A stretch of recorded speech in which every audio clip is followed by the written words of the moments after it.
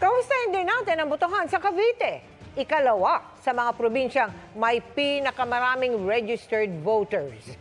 Nakatutok doon live si John Consulta. John?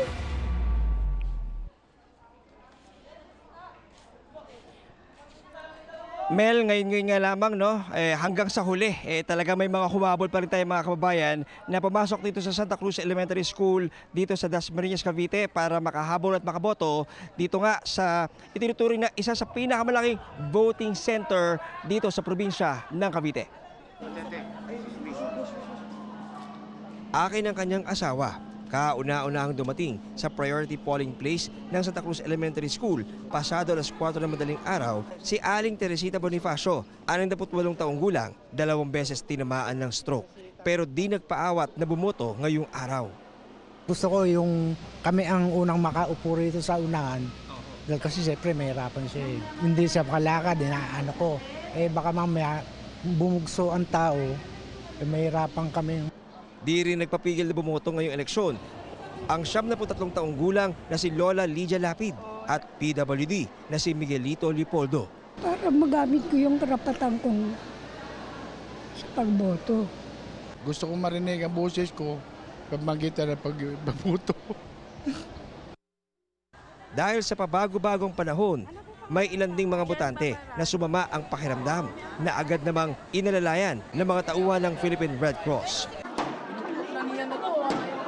Kinailangan namang mano-manong sirain ang lock ng isang pinto ng isang classroom dahil di rin na ibigay ng guro ang susi matapos magkaroon ng medical emergency. Samantala, sa Stanislao Villanueva Elementary School, Imos City, Cavite, may isang ACM na nagkaaberya.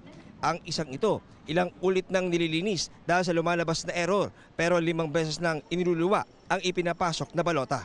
Nagkaroon ng dumi yung machine kaya hindi binabalik siya. May mga machines po na nagkakaroon po yung paper jam. Ngayon tapos may mga lumuluwa po yung mga papel po nila. Ang aming Desotec po ay agad naman pong nagre-responde. Mel, habang nag-uusap tayo ngayon, no, ay tuluyan na nga nag-instruct ang pulis dito sa gate ng Santa Cruz Elementary School at hinaharang na yung mga nagtatangka pa rin pumasok. Nagbigay na sila instructions, no, tapos na dahil pasado alas 7 na nga actually at hindi na papayagan makapasok ang mga hahabol sa mga oras na to. Pero makikita nyo sa aking likuran, Mel, dito ngayon sa aking area, no, sa Santa Cruz Elementary School pa rin, makikita lang natin ngayon meron pa rin mga tao sa loob na ng presinto at ito na lamang daw ang tatapusing makaboto para tuloy-tuloy naman umusad na ang proseso ng mga election officers pagkatapos ng botohan.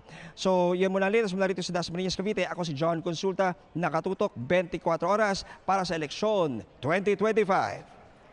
Maraming salamat sa iyo, John Consulta.